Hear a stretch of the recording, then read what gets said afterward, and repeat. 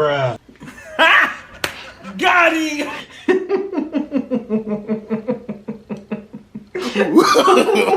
No, no, Why no, you got that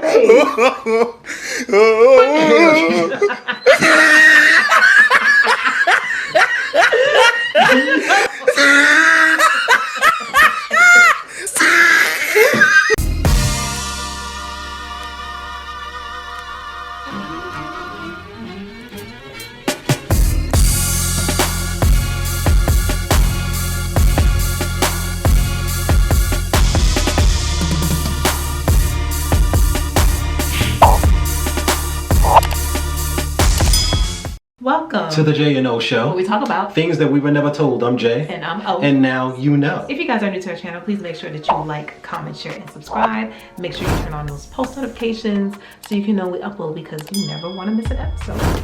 Also, if you guys are new here, be sure to turn on, no. Bruh. If you guys are new here, if you have ideas for show topics, go ahead and drop them down below in the comment section and write hashtag next show, so that way we can easily filter through and give you more of what you want. Okay? First She off, trying to finish this light. yeah, because is it That's a changing? little better. Yeah. Oh, okay. It took a second, but it is. It's a little low though. Oh yeah. All right, so today, guys, we are going to be doing a reaction video to a video that's entitled "This is Why 90% of Relationships Don't Last." Esther Perel. So we are going to tune in.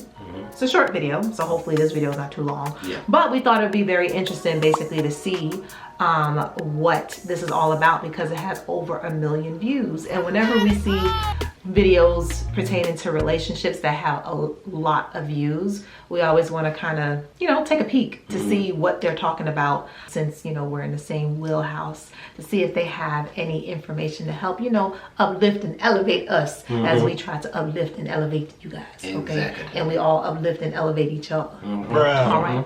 Yes. So we're going to go ahead and push play and see what they're talking about. What we often think is that once we commit, your mind, and the long series of songs and poetries and proverbs that have fed a kind of romantic possessiveness have often led us astray. The verb for love is to have. The verb for desire is to want. And to want requires us sometimes to have a little bit of a psychological distance, a sense of otherness, a bridge to cross, something or someone to visit on the other side, so that in between me and you lies this tension called the erotic élan. And I began to think about this dialect. Bruh. Got him!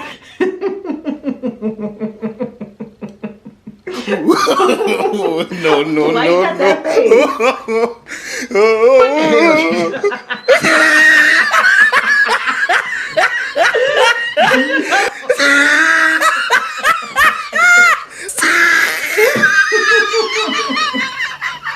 I'm about to have to break out a dictionary and look some stuff up. The verb of love is to have. The verb of desire is to want. Who is this? Yes. Desire to want. The verb of love is to have. I didn't know that the verb of love is to have. I didn't know that either.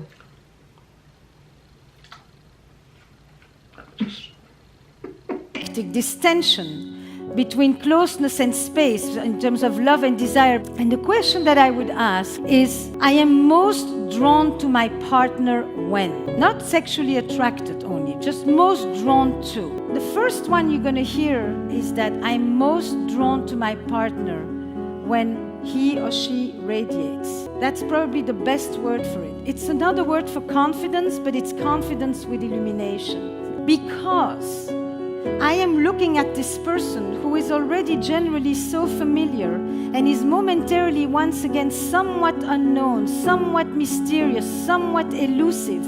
And in this space between me and her lies this erotic élan.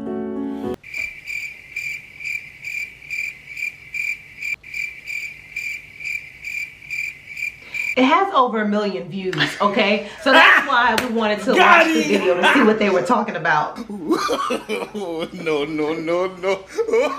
This is why 90% of relationships don't last, by Esther Perel. Okay.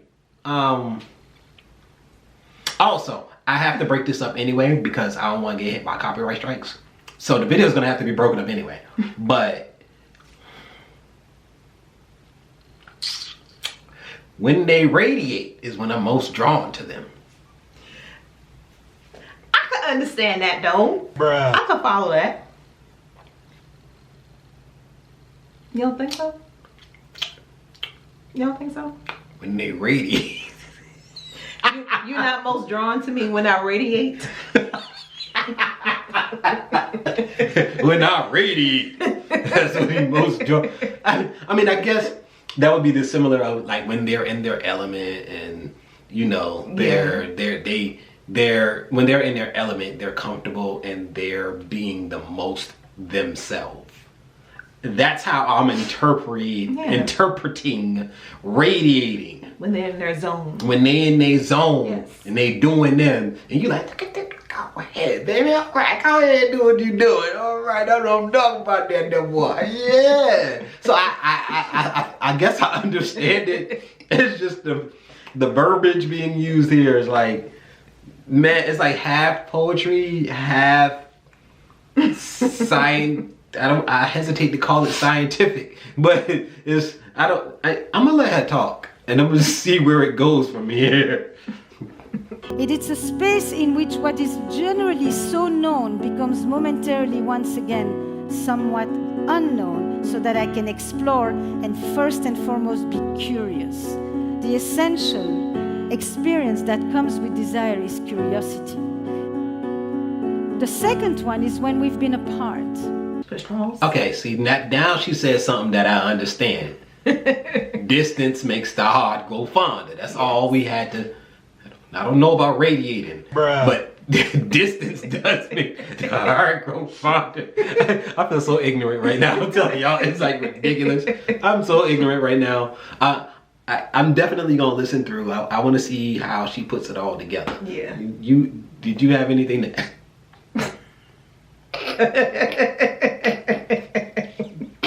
Did you have anything to add?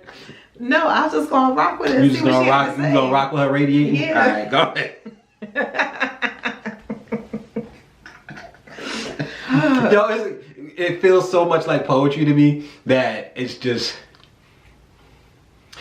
the videos we watch. They usually talk different, right? So this feels a lot like poetry to me. Yes. Which I love, but that's not what I was when I clicked. I clicked because it was a stat. It was a stat. It wasn't, it wasn't like the finer things in love that will make you want your partner. It wasn't that. It was like, this is why 90% of relationships don't last. Right. So it makes you come into it thinking that is gonna get some statistics on what's happening. It ain't no statistics. We radiating and the heart's growing fonder. So, I'm just trying to understand.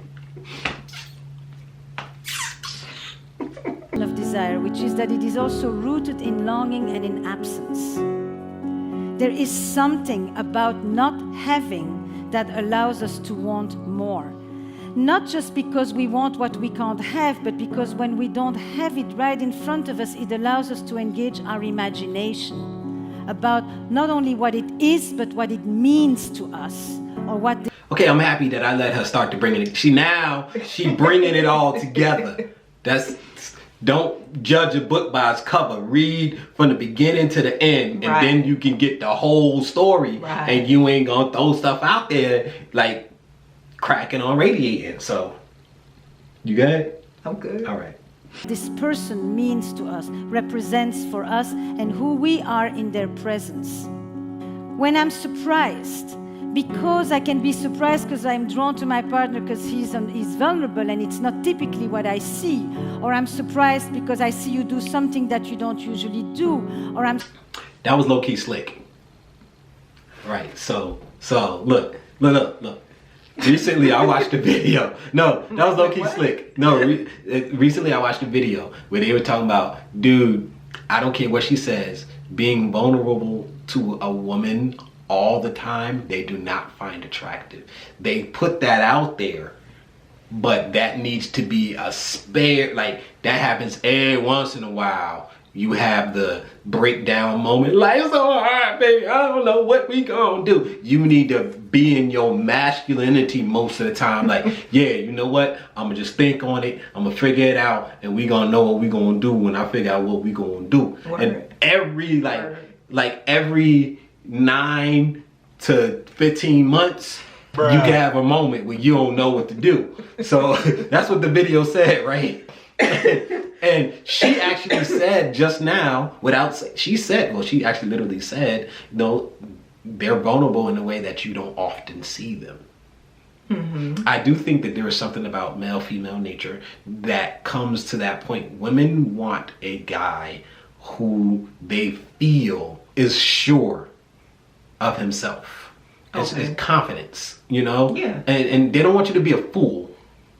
They don't want you to be a fool where you're confident and you don't have nothing to back it up and you really just stupid and you jump out there and you always talking and you always joking and you loud and sometimes you don't pay attention that your loudness is getting you in trouble. Mm-hmm. They don't want that. But they want somebody who does have a certain amount air of confidence to them and stuff like that. True. And so that will breed some attraction. I'm trying, y'all. I'm trying. That's true. No, that's true. So that was decent. Mm-hmm. I concur. She said it was I decent. Concur. Okay. Surprised because you come to me with a different tone that you usually do. But surprise breeds novelty, change, difference. That too is a ferment of the desire. And when I see my partner in the eyes of the others, when other people are taken by his or her intelligence, their words, their charm, their wit, their humor, their looks. Yep. Just yes. Yeah, you feeling anything with that part, what she was just saying? Yeah, no, I agree. I think that was a good one. When your partner does the opposite of embarrass you. Right. I could see why you would be feeling that moment. Yeah. That work? Mm-hmm. Okay. When I experience in the moment that my partner doesn't just exist in my own gaze, but also exists in the gaze of others, and they don't belong to me. I don't own them. Can we want what we already have is best answered if we accept that we never have the person who is next to us. They have never belonged to us. They are actually free to go. Of course, we can control them, we can lock them up, we can create a system of surveillance, but that's not intimacy or closeness. Okay, so that thing says subscribe for more motivation. Bruh. So that was the end of that video. I don't know why 90% of relationships don't last. I don't feel like that was really answered in that video. Okay, so this is from Absolute Motivation. They got 1.2 million subs. Shout out to Absolute Motivation. It was an interesting video for us to definitely react to. Mm-hmm.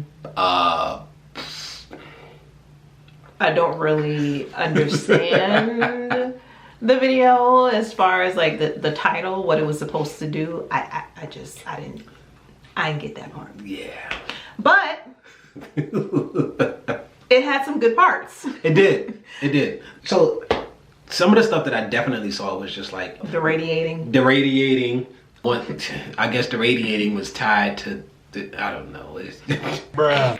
It was just the way she decided to verbalize her thoughts was very funny to me because I didn't come into the video expecting it. But I get, seeing your partner in the element, yes. Having those moments of surprise when you have longer relationships, yeah, okay, I get that. Seeing your partner sort of shine in their environment and seeing other people react to them positively, yeah. Then she went on to the whole, the partner was never really yours and all of that stuff, and you can surveil them. Oh, hell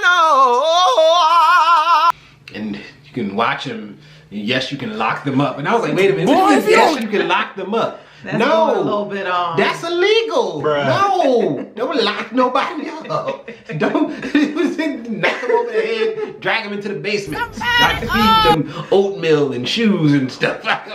What? Oatmeal and shoes? Yo, I'm just like, yo. That was a funny video to me. But she did have some stuff in there. I don't, yeah, like you said, the title. Yeah, the title just didn't really fit with the video. The title should have probably had something about radiating in it. Yeah. Better. Got it! That's just me, y'all. I don't know. Well, comment down below and tell us what you think. Did you feel as though that gave you 90% the answer to why 90% of relationships don't work? Because I still don't know. Because other than I guess the opposite of the things that she said. If you don't have those, then that's why they fail. I guess that would be the conclusion of the matter. But yeah, let us know what you think. Comment down below. Okay. If you guys have ideas for show topics, don't forget, also comment down below and put hashtag next show. But that's going to wrap it up for this week. We hope you guys enjoyed. All right. And we will see you all next week. Until then, deuces.